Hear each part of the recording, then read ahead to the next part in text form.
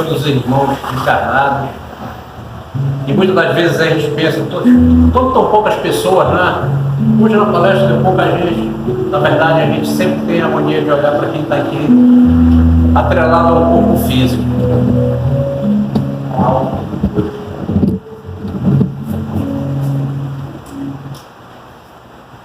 Nós temos temos a concepção de olharmos somente a quem está atrelado ao corpo físico. Nunca a gente lembra dos irmãos encarnados que estão presentes por necessidade tal como nós. Então hoje nós vamos fazer essa palestra, nossa irmã Elizabeth com certeza vai nos trazer muita coisa boa, muita coisa interessante, né? E que nós possamos absorver isso e levar quando for obrigatório. Né? Eu vou fazer uma leitura aqui do livro Vigiai e Orai, do Carlos Lacerda, pelo José, e posteriormente nós vamos fazer a prece e teremos a nossa palestra. A mensagem tem por título Nunca Te Imagines. E ele começa dizendo assim: nunca te imagines sem esperança. Para todas as portas trancadas existem chaves. Não há problema sem solução. No tempo, todos os impasses se resolvem. Às vezes, no fundo do abismo escuro, é que pode-se ver as estrelas. Não te entregues ao desespero. Existem dificuldades que acabam sendo equacionadas por si mesmas. Se te encontras diante de uma encruzilhada e não sabes que direção tomar, espera mais um pouco. A precipitação é má conselheira.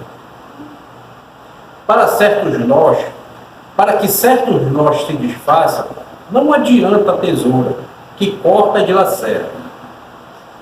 Onde a atitude rápida se mostra ineficiente, a paciência é a opção mais sensata. A lição só termina quando cumpre o papel de ensinar. Meus irmãos, eu pediria que todos fechassem os seus olhos da matéria e mentalizassem o nosso amado Mestre Jesus. E nos conectássemos a Ele. Nós nos conectássemos a Ele em pensamento e fazendo uso dessas boas energias aqui emanadas pelos mentores espirituais dessa casa, pela espiritualidade amiga, nós abrandássemos o nosso coração, a nossa mente e permitíssemos que por esse instante, por esse breve intervalo de tempo que estamos aqui reunidos, nós pudéssemos se desligar de tudo lá fora e nos concentrar somente aqui. Entrolizar no nosso íntimo tudo aquilo que a espiritualidade, juntamente com a nossa irmã, nos trará como informação, como lições que nós precisamos. Precisamos para desenvolver, para alimentar o nosso processo de reforma íntima, que é tão necessário para o nosso crescimento espiritual. Por isso, agradecemos a Jesus, agradecemos a Deus, nosso Pai, nosso Criador, agradecemos a espiritualidade amiga, que permitiu que nós estivéssemos nessa noite, aqui nessa casa de oração, unidos com um só objetivo, de melhorarmos a nossa condição espiritual, a nossa condição moral. Obrigado, Deus, nosso Pai, por mais essa oportunidade que nos concede. Obrigado pelo teu amor, pela tua misericórdia e pela tua bondade. Que assim seja. Então, nesse momento, a nossa irmã já pode iniciar o que ela tem de bom para nos trazer. Fica à vontade, Elizabeth. Obrigada. Boa noite, meus irmãos. Boa noite. Primeiro eu quero agradecer o Fábio Costa, foi ele que me fez esse convite. e a Nazinha, né? Essas duas pessoas maravilhosas na minha vida. Eu fiquei um pouco relutante, né? Porque o argumento do Fábio era o mês das mães, né? E eu disse que eu não era mãe, mas, gente, eu pensei assim, só um minutinho antes de começar a palestra, né? Que mãe não é só aquela que gera o filho, mãe é quem cria, que cuida, que ama. E eu tenho um filho sim, gente. O nome dele é Mauro. Eu disse para o Fábio, não, vou fazer a palestra. Se é por causa disso, vou fazer sim. E é isso, eu sou mãe. E por isso eu estou hoje aqui. Então, muito obrigada, Fábio. Muito obrigada, Nazinha, pelo incentivo. Tá bom? E obrigada a todos por terem me escutado. Bom, hoje o tema são as parábolas de Jesus. Vamos conversar, não é uma palestra, não, porque esse é o segundo convite. O primeiro foi durante a pandemia e eu sou iniciante. E nós vamos falar da parábola da mulher com fluxo de sangue e a parábola da mulher adulta. Certo? Nós vamos iniciar com a parábola da mulher com fluxo de sangue. Acho que todo mundo conhece essa história, né? Aquela mulher que sofria há muito tempo, né? Com fluxo de sangue, e tocou a roupa de Jesus, e aí ficou curada, e Jesus disse, quem me tocou? Todos já conhecem essa história, mas nós vamos relembrar essa parábola aqui.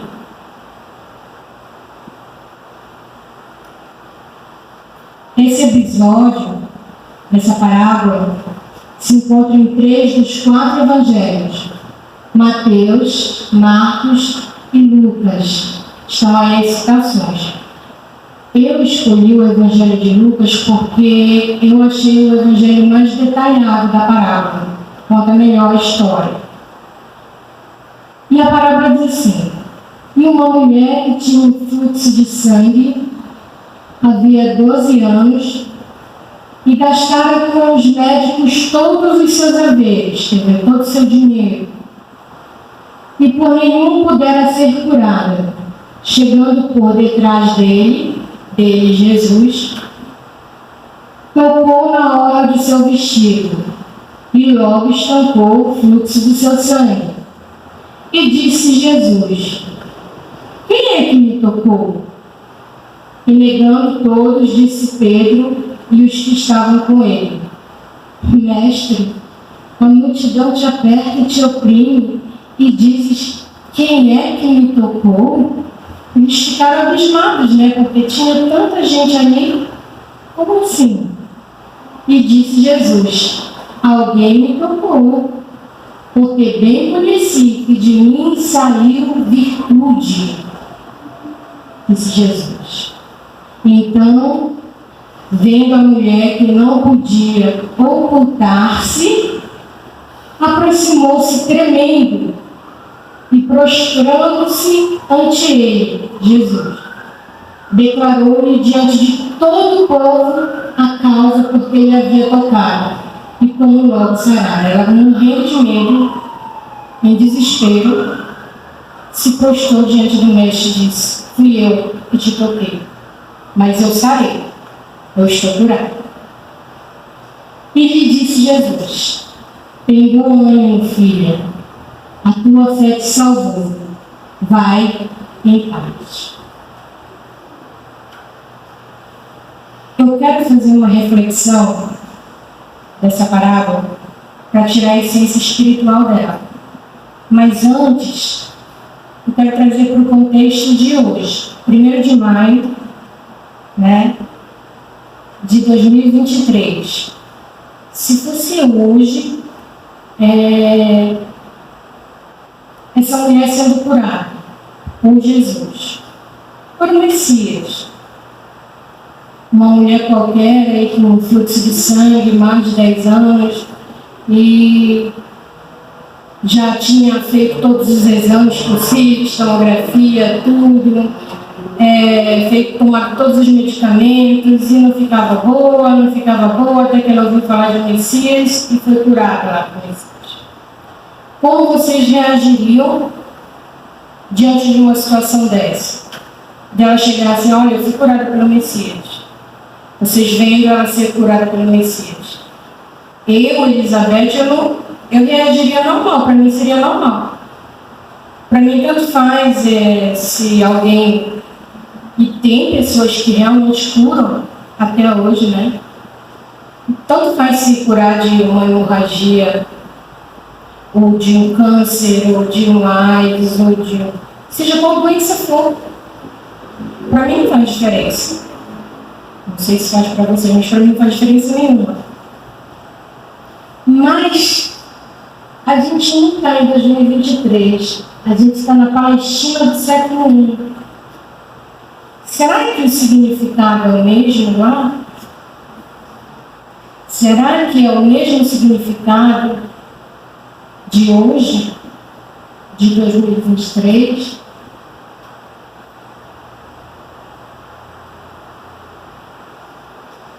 Eu vou trazer um trecho para vocês de Levítico, capítulo 15, versículos 19 e 20, que está no Antigo Testamento. Diz assim: mas a mulher, quando tiver fluxo e o seu fluxo de sangue estiver na sua carne, estará 7 dias na sua separação, e qualquer que a tocar será imundo até a tarde. Tudo sobre o que ela se deitar durante a sua menstruação ficará impuro, e tudo sobre o que ela se sentar ficará impuro. Olha como era na Palestina do século I a visão para uma mulher. Isso aqui é a visão para uma mulher durante o fluxo da menstruação, né? Toda mulher menstrua. Então, durante a menstruação, a mulher tinha que se isolar. Ela ficava num quarto separado, ninguém podia tocar nela, e ela não podia tocar em nada, senão se tornava impuro. E tudo que ela tocasse já se tornava impuro. Isso aí durante a menstruação. Inclusive, no próprio Levítico diz o seguinte, que o homem que tivesse relação com a sua mulher e fosse tocado pelo sangue dela, no final de uma menstruação, digamos assim, ele teria que ficar recluso 7 dias para se purificar. 7 dias. Então, o contexto é diferente.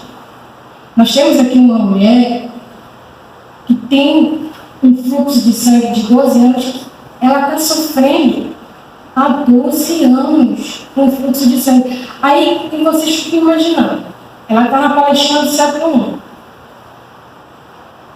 I. O que acontecia com ela? Ninguém tocava essa mulher há 12 anos. Gente, como é que a gente vive sem um abraço? Sem um toque de alguém que a gente ama? Eu imagino se ela vivia na casa de uns parentes. Ela deveria viver reclusa. Ninguém devia tocar nela. Ninguém chegava perto. As coisas, os objetos dela deviam ter todos separados. Era essa a situação. E aí eu imagino a solidão, a depressão que essa mulher sentia. Me colocando no lugar dela, eu imagino o seguinte: eu sou a pessoa mais desgraçada do mundo. Deus virou as costas para mim. Poxa, eu estou há 12 anos assim. Eu já procurei gastei todos os meus haveres. Procurei todos os médicos, tudo e nada. Nada.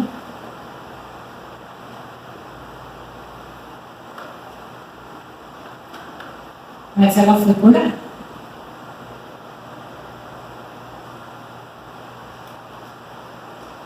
Quando ela tocou na orla da veste de Jesus, ela foi curada.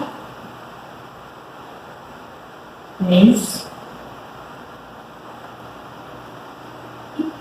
porque, gente, ela tocou na honra das vestes de Jesus. Por que ela não tocou na manga? Por que ela não tocou na cintura? Será que isso também tem um significado?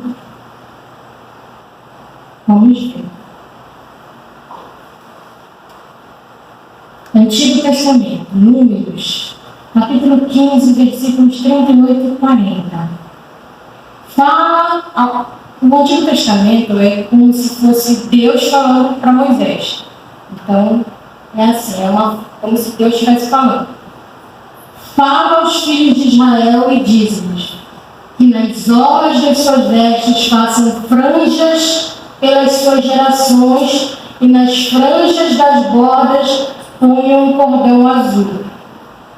E as franjas vos serão para que, vendo-as, vos lembreis de todos os mandamentos do Senhor. Olha só, aquelas franjinhas que ficam bem no finalzinho da túnica, é para que nós lembremos, no caso eles, na época, lembrassem de todos os mandamentos do Senhor e os cumprais. E não seguireis o vosso coração, nem após os vossos olhos, pelos quais andais vos adulterando, para que vos lembreis de todos os meus mandamentos e os cumprais, e santos sejais a vosso Deus. Está no Antigo Testamento. Olha como ela toca exatamente. Aqui o artista, ele só foi infiel na cor, né? Porque o bordadinho na orla é azul. E isso é um mandamento mesmo da lei mosaica. Isso era um mandamento. Eles tinham que colocar o bordado azul para dizer que cumpria os mandamentos da lei divina. Só que o artista não reproduziu em azul. Agora imaginemos o seguinte. Vamos imaginar a jornada dessa mulher que estava na sua casa, sentindo muita dor, que não podia tocar em ninguém, mas que sabe de um mestre que cura e que ela tem essa doença que é incurável e precisa ser curada. Vamos imaginar a jornada dela, as resistências que ela venceu até chegar até Jesus. Porque ele estava no meio de uma multidão. Ela não tinha como não tocar em ninguém. Ela tinha que tocar. Ela foi passando ali, se rastejando, né, entre as pessoas, e ela venceu tudo.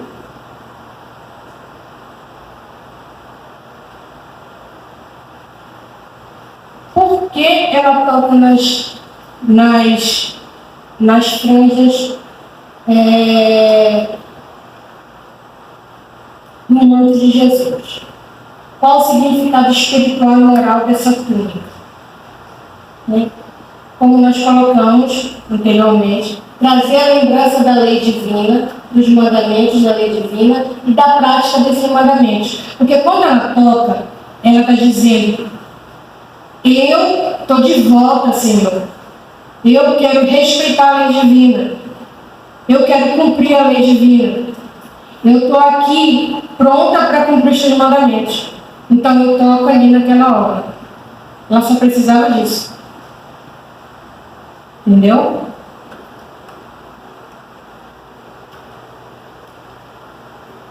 Eu trouxe um trecho do Evangelho segundo o Espiritismo, da nossa codificação pequena. Está no capítulo 13, é o item 12. Diz assim: vossos males provêm todos do abandono voluntário a que votais esse resumo das leis divinas. Leia-lhes as páginas cintilantes do devotamento de Jesus e meditais. Olha só.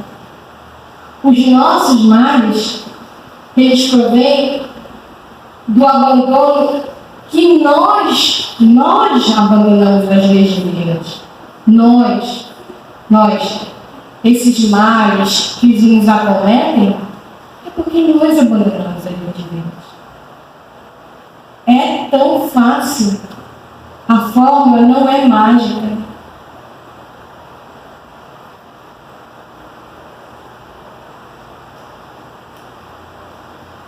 Esses dias agora eu estou relendo no meu Kindle o livro Paulo e Estevão. E eu achei interessante trazer essa passagem para fazer conexão com a parábola, porque essa parte, o livro ele é dividido em partes. E essa é a primeira parte, o capítulo 2 da primeira parte, Lágrimas e Sacrifícios. E dentro dessa parte aí, o Gesiel, a irmã dele e o pai estão na prisão. É no momento que eles estão presos. E o pai tinha sido chicoteado, estava ensanguentado, estavam todos muito desesperados, preocupados. E aí Gesiel fala muitas palavras para a irmã dele, consolando o pai. E dentre as palavras que ele diz, Gesiel, gente, vai se tornar Estevão depois, que ele vai ser batizado. Tá? Eu estou falando de Gesiel porque nesse momento ainda é Gesiel, mas depois eles se tornam Estevão, então é Estevão. Então Estevão diz o seguinte: Deus opera em silêncio e não concorre com as vaidades da criatura. Olha que coisa linda. Eles estavam encarcerados. A gente fica imaginando, hoje as prisões os cárceres são livres, né? Naquela época, então, estavam numa situação muito difícil, muito triste, muito agonizante. E ele chega e diz para ele: Deus opera em silêncio e não concorre com as vaidades da criatura. Poxa, às vezes a gente está passando por situações difíceis, realmente, complicadas. Ai, meu Deus, eu tenho tantão de conta para pagar, então eu estou com esse problema de saúde e não consigo resolver, como é o caso da parábola. Mas a gente, em vez de se voltar para a lei divina, o que a gente faz? Ai, parece que Deus esqueceu de mim. Poxa vida, né? A vaidade fala mais alto, o orgulho fala mais alto. Aí a gente vira as costas para Deus. E na verdade, a providência divina pode muito bem estar ali, agindo e a gente não está vendo. Agindo ali o tempo todo ao nosso redor, numa cura, numa solução do problema.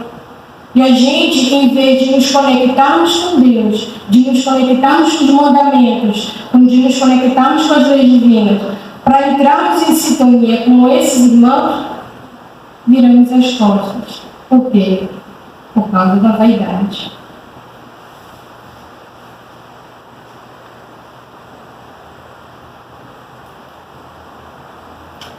Também, gente, no Evangelho segundo o Espiritismo, já no capítulo 19, no item que diz: a fé, mãe da esperança e da caridade.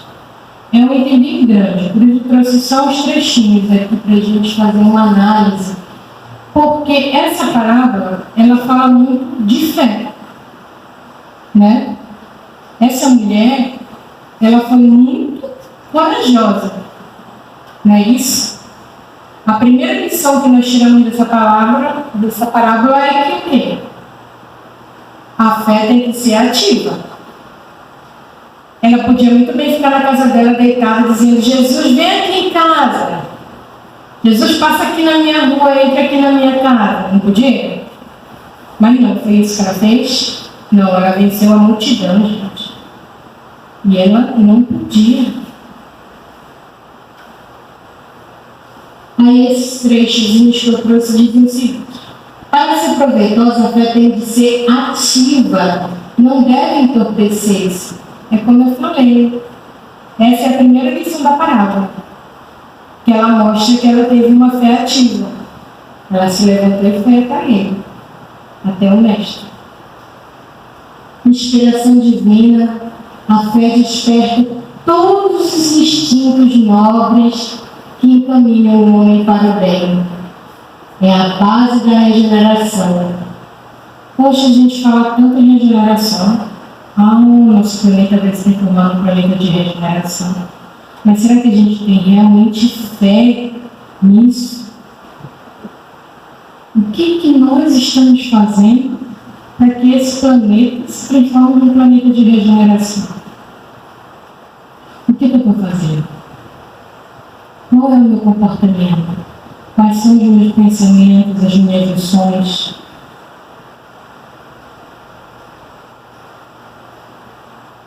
Crede e esperai sem desfalecimento. Os milagres são obras da fé. Milagres não são mágicas. Não existem. Milagres são obras da fé. Não sei se vocês recordam na parábola. Vou até voltar aqui e recordar vocês. Rapidinho. Mas ele diz aqui, tem bom ânimo, filha. A tua fé te salvou. Vai em paz.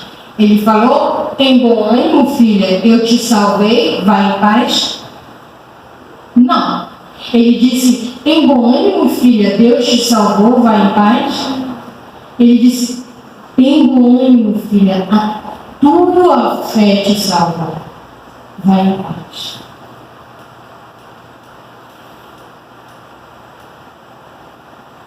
Por isso os milagres são obras da fé.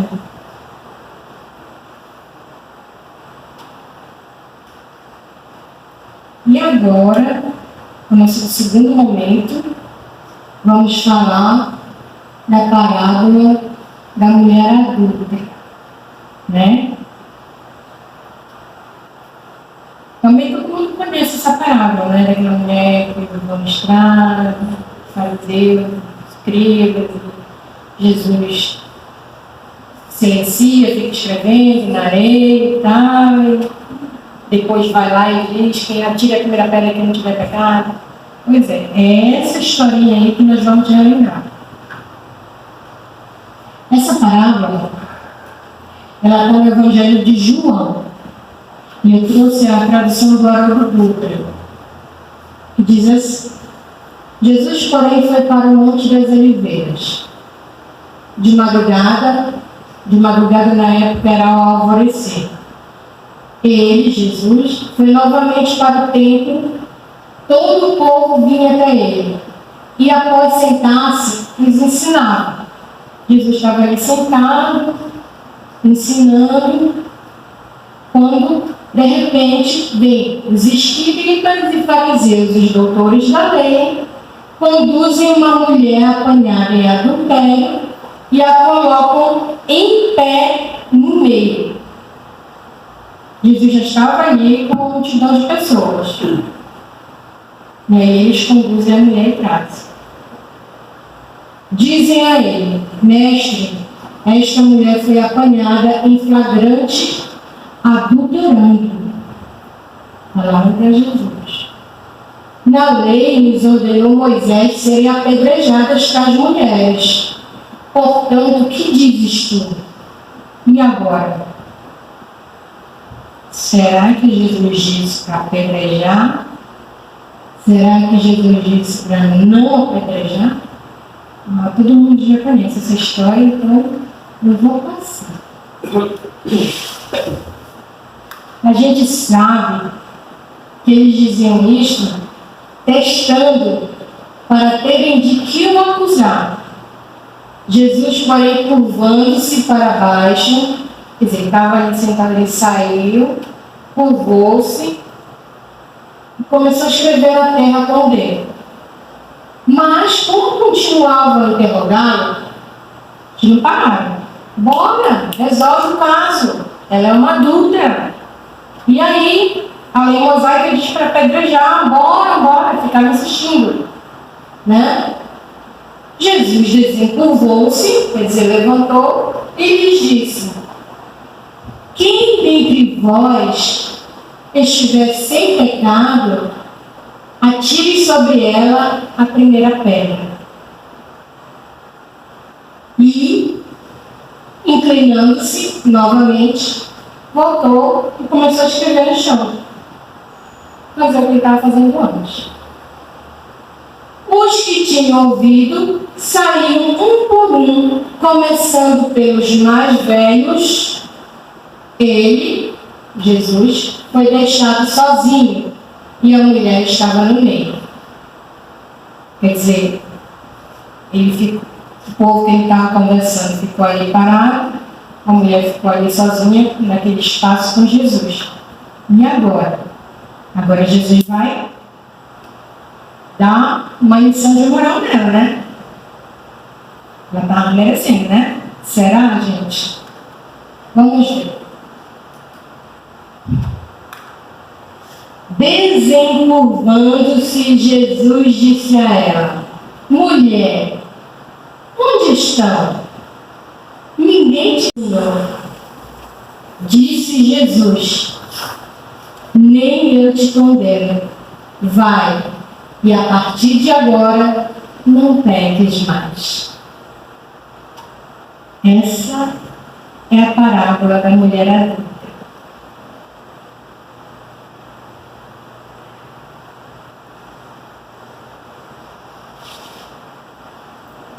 Eu trouxe essa imagem, gente.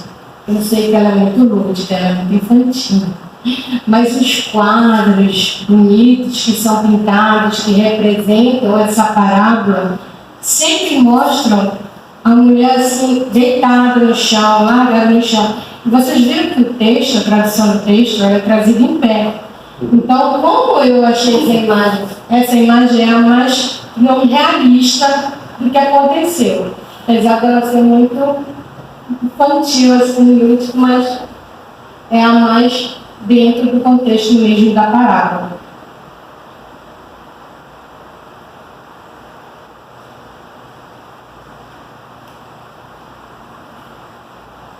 Bom, agora a gente vai conversar um pouco sobre essa parábola, né? O que fez Jesus? Ele censurou o delito dela, porque afinal Jesus, ele falava das leis mosaicas também, ele pregava, ele obedecia às leis da época. Então, ele devia censurar. Ele censurou, mas ele não censurou. Ele recomendou a lapidação do equivocado? Não, também não. Ele não recomendou. Então ele a liberou da responsabilidade considerando-a inocente.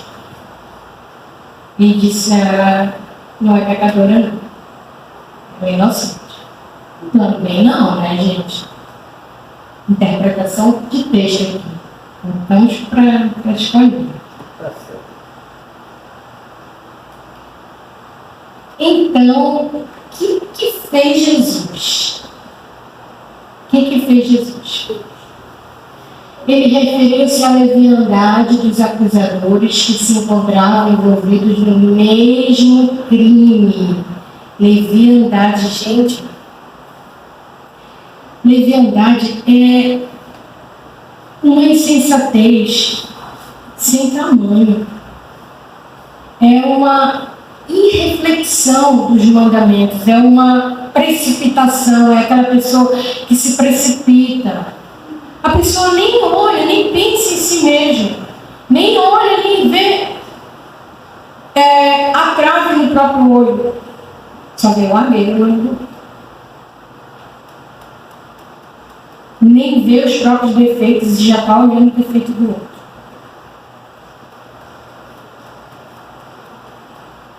É uma negligência com os mandamentos de Deus.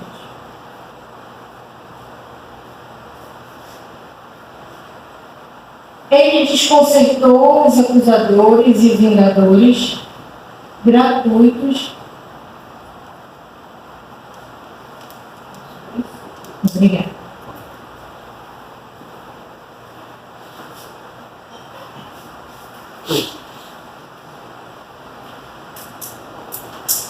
Ele desconcertou os os acusadores e vingadores gratuitos esqueciam que culpar e também combatem no mesmo erro. Pois é, gente. A gente está falando da mulher adúltera aí. Quem adulterou com ela? E o homem que adulterou com ela também não estava indo contra os mandamentos da época? Porque está na lei mosaica. Também ele pecou, se for assim. Se eles a chamavam de pecadora, ele também era um pecador. Mas Jesus deixou todos totalmente desconcertados. E um a um foi saindo. E do mais velho ao mais novo. Poxa, do mais velho ao mais novo. Imagina, uma pessoa mais velha, que já viveu mais. Quem tem mais oportunidade de cometer erros? Quem já cometeu mais erros na vida? Uma pessoa de 50 anos ou uma pessoa de 20 anos? Né?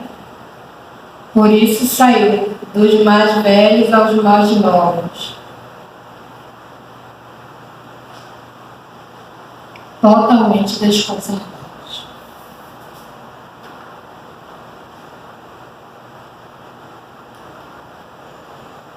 O livro Agenda Cristã tem uma mensagem titulada Judicente.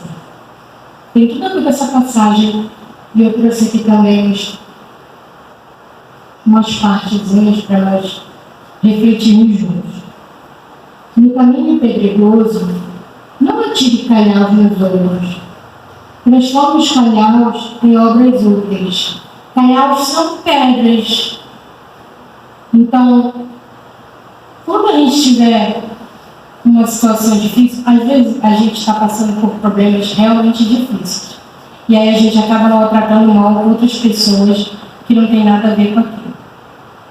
Então a gente tem que transformar essas pedras em obras úteis. A gente tem que se voltar para os mandamentos divinos, para Jesus, e tentar buscar uma solução sem atacar o próximo. Não amaldiçoe o vozerio alheio. Ensine alguma lição proveitosa com o silêncio. Foi o que Jesus fez.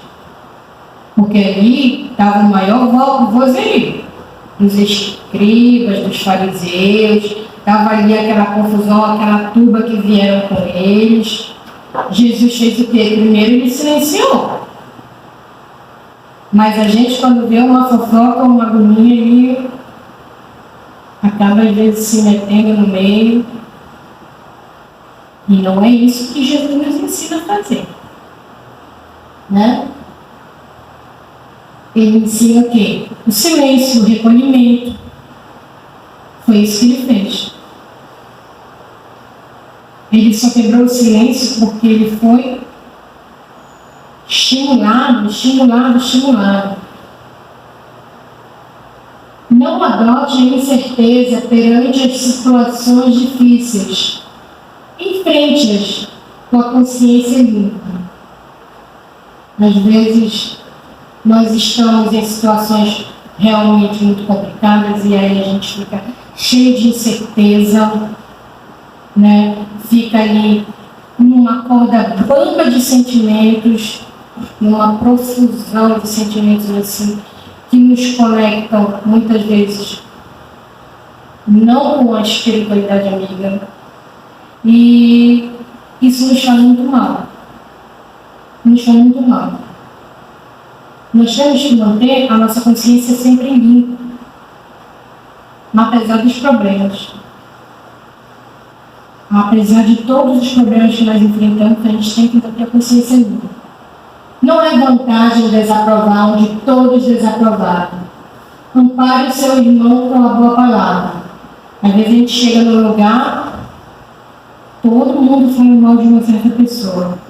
Vem ciclano, vem Beltrano, fala mal de fulano.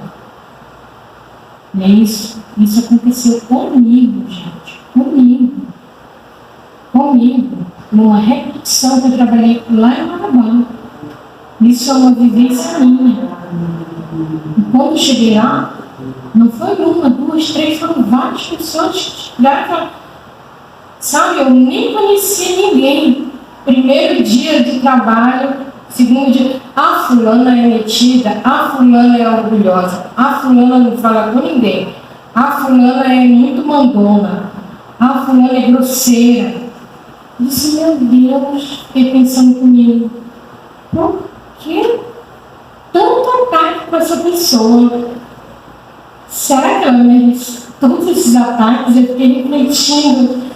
Eu disse, não, deixa eu conhecer essa pessoa. E aí chegou um belo dia, depois de muito tempo que eu já estava lá, eu conheci, eu tive o prazer de conhecê-la. Aline, o nome dela, linda. E deu um sorriso imenso. Perguntei para ela se eu podia abraçar ela, ela disse sim, me abraçou. Nos tornamos amigas. E todas as vezes que ela ia ter a repartição, que ela ficava mais fora, ela trabalhava mais de fora, ela ia lá na sala que eu trabalhava, ia me dar um bom dia, me dar um abraço, me fazer um cumprimento. E aí quem virou o alvo fui eu. Porque como eu virei o alvo das fofocas, porque ia puxar saco, porque, né? Mas, gente, é isso. Todo mundo merece uma segunda chance. A gente não tem que se deixar guiar pela maledicência. A gente tem que agir conforme os ensinamentos de Jesus, na prática, no nosso dia a dia. É sempre fácil observar o mal e identificá-lo. Entretanto, o que o Cristo espera de nós outros é a descoberta e o cultivo do bem, para que o divino amor seja glorificado. Claro, né? É muito fácil a gente identificar o mal. O mal é o que mais a gente identifica no dia a dia, né? Mas e o bem? O bem é mais complicado. Para a gente olhar para o nosso irmão, para o nosso próximo, e ver neles as virtudes que ele tem, é mais difícil.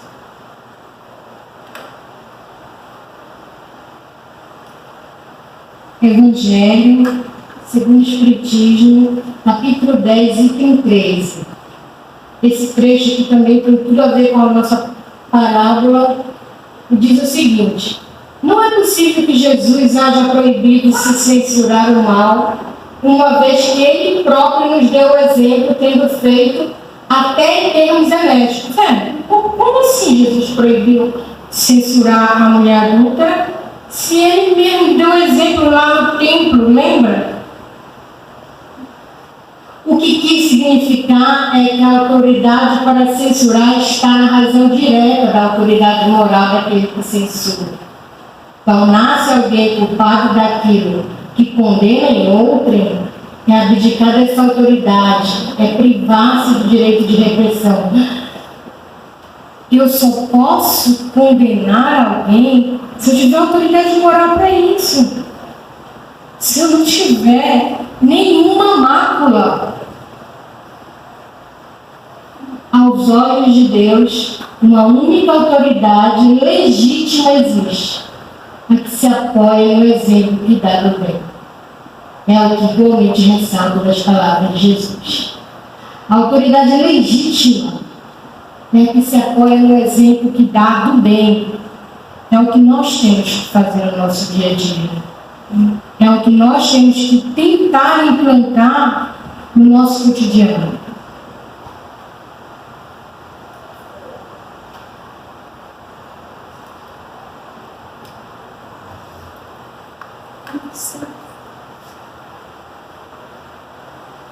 Gente, só um minutinho.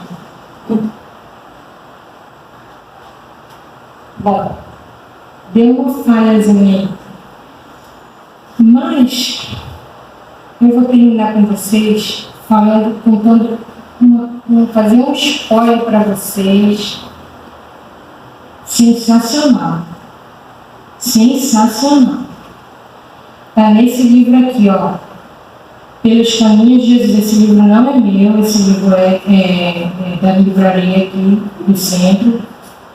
Está por R$20. Eu tenho esse livro, mas eu tenho no Kindle. E eu li ele no Kindle, mas não é meu esse livro. Só que eu trouxe ele, pedi emprestado, me autorizaram. E esse spoiler é sensacional com relação à mulher adulta. Sabe por quê? Depois que tudo aconteceu, né? Depois que Jesus disse para ela, vai, não peques mais, ela foi. E aí, o que aconteceu depois? Eu sei o que aconteceu, porque está aqui nesse livro. Esse livro aqui tem muitas revelações de parábolas de Jesus. E é muito interessante.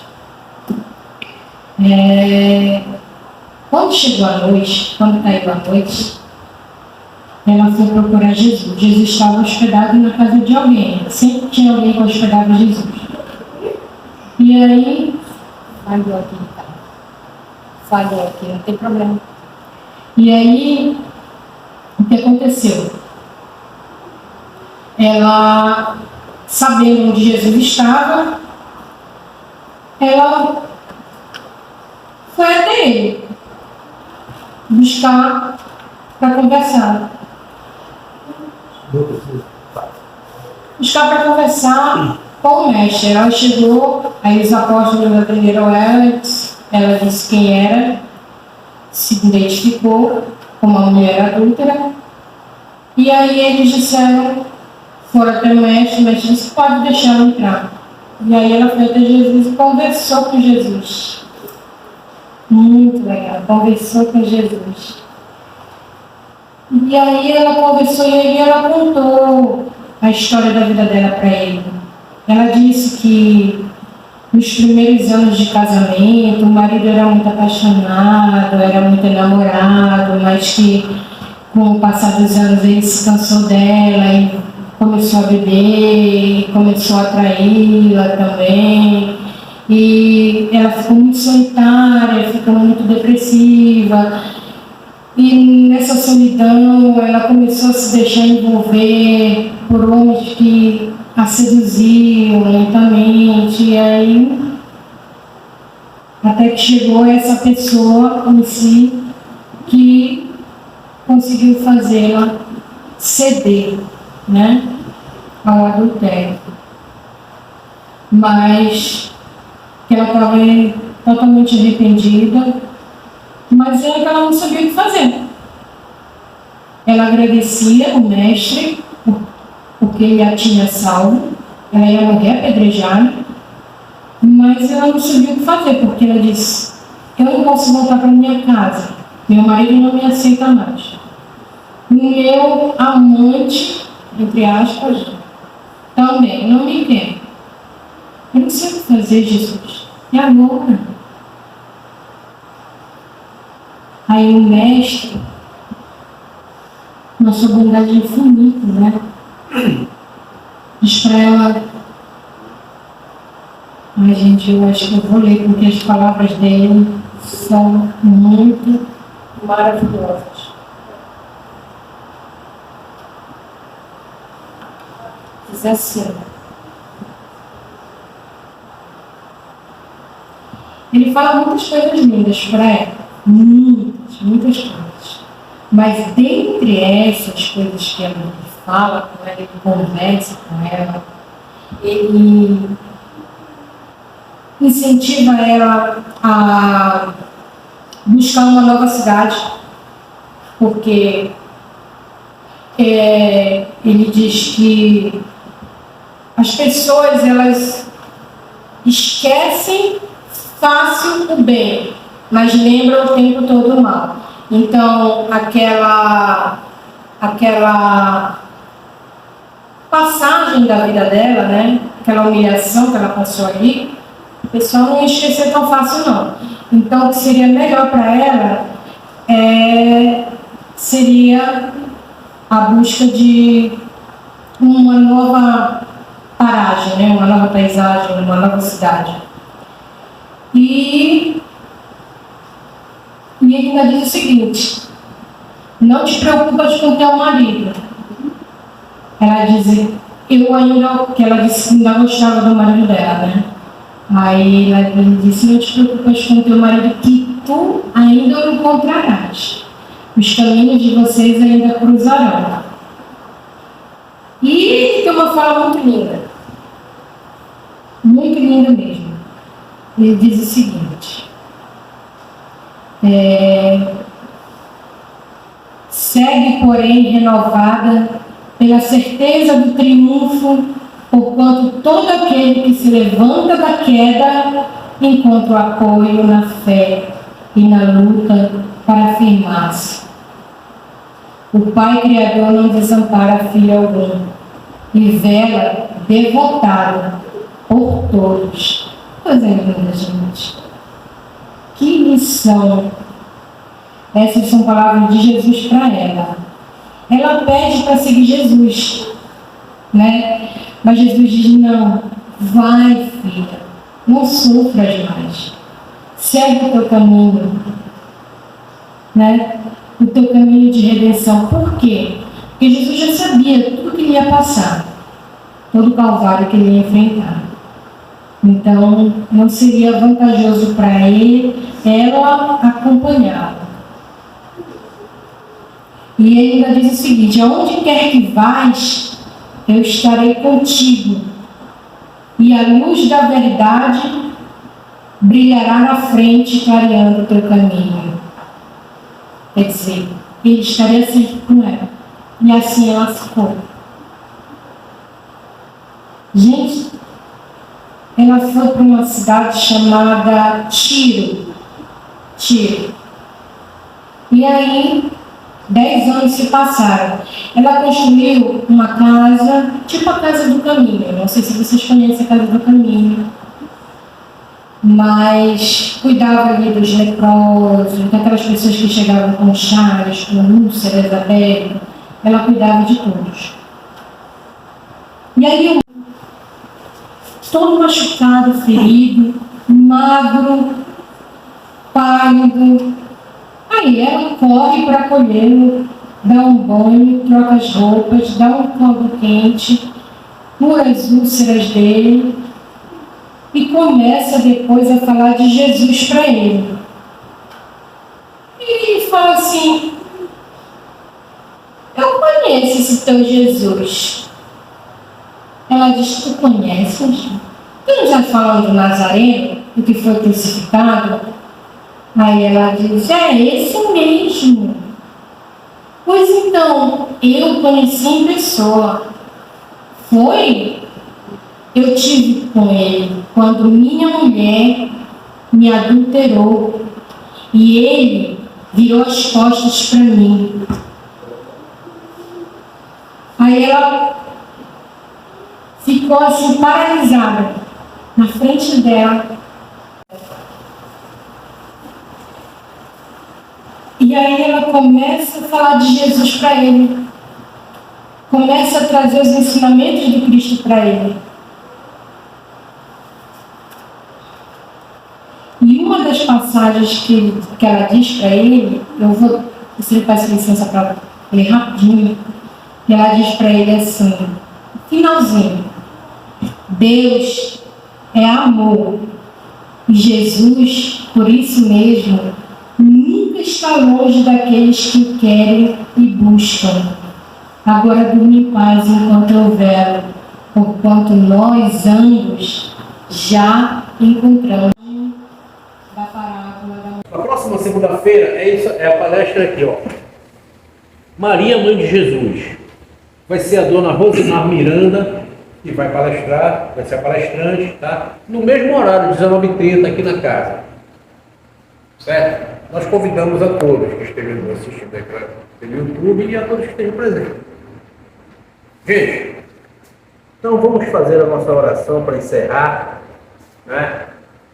Agora que estamos ainda mais harmonizados, que estamos ainda mais envolvidos por essas boas energias que sempre emanam aqui nessa casa, né? Vamos agradecer a Deus, agradecer a Jesus, agradecer a espiritualidade amiga que nos proporciona essa oportunidade, que traz até nós tudo aquilo de bom.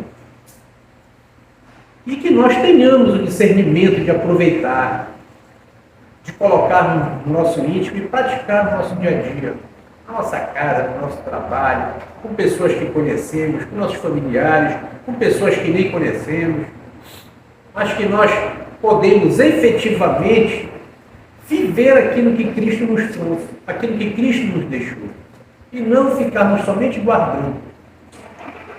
Vamos externizar isso, vamos viver o Evangelho, vamos viver Jesus. Obrigado, Pai, por essa oportunidade que nos dá. Obrigado por tudo que hoje foi colocado aqui.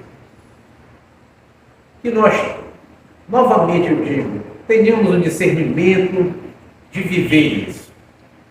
Obrigado por mais essa oportunidade que nos dá. Que todos nós possamos voltar aos nossos lares, unidos nessas boas energias e compartilhar com todos os nossos familiares. Uma boa semana a todos, uma ótima noite e um bom retorno das suas casas. Que assim seja.